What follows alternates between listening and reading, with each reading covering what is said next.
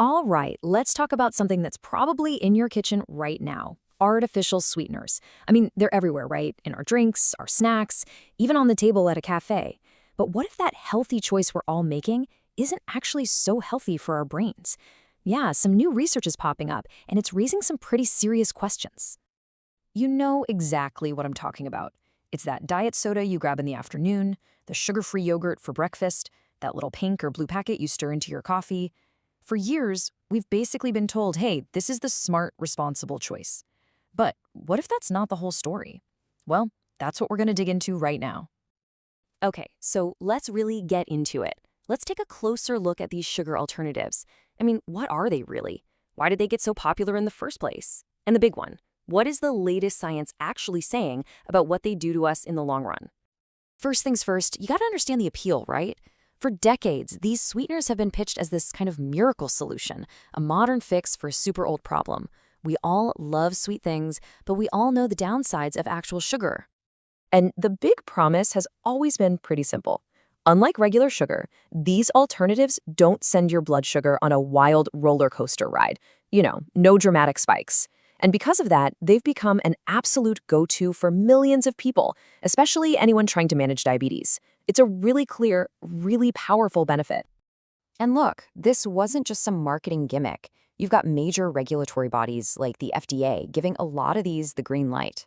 We're talking about the big names: aspartame, sucralose, even those sugar alcohols like xylitol.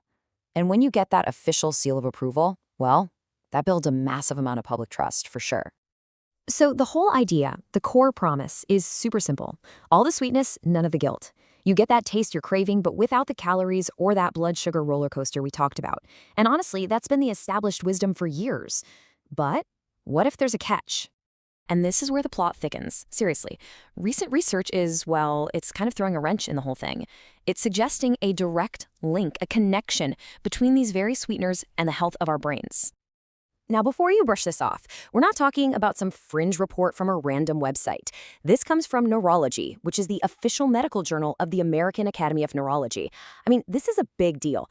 When a publication with this kind of weight drops a study, believe me, the entire scientific community sits up and pays very close attention.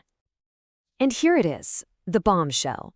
The study found a direct link between consuming certain sweeteners and a decline in cognitive functions. We're talking about memory and just your overall thinking skills.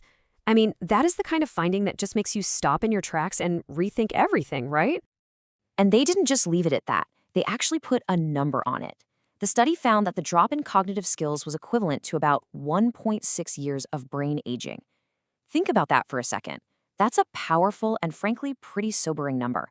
It takes this abstract idea of cognitive decline and makes it feel incredibly real.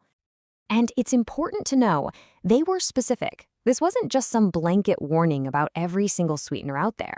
The study actually identified a particular list of culprits, and you'll recognize the names: aspartame, saccharin, xylitol, a few others too. These were the specific ones they put under the microscope.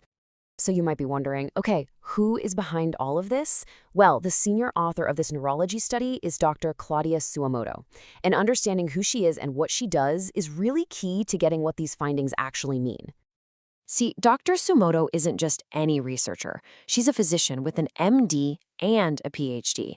She's an assistant professor of geriatrics, and she's an epidemiologist whose entire focus is on dementia research and brain aging. This is literally her world. This is her exact area of expertise, which, you have to admit, gives these findings some serious, serious weight. But here's something really important. Dr. Sumoto herself provides some crucial context. She's not saying this study is the final word, the end of the story. Think of it more like a really significant new piece in a much, much larger puzzle that scientists are still trying to put together. It's a huge signal for sure, but it's not the definitive conclusion. Not yet. Okay, so let's recap. On one hand, we've got these long-standing, well-known benefits. But on the other hand, we've got this startling new research about the brain. So, what are we supposed to do with all this? How do we take this information and actually apply it to our own lives and the choices we make every day? All right, here's a pretty balanced way to think about it. Step 1, acknowledge the link. We can't just ignore it. This is a credible finding from a top-tier journal.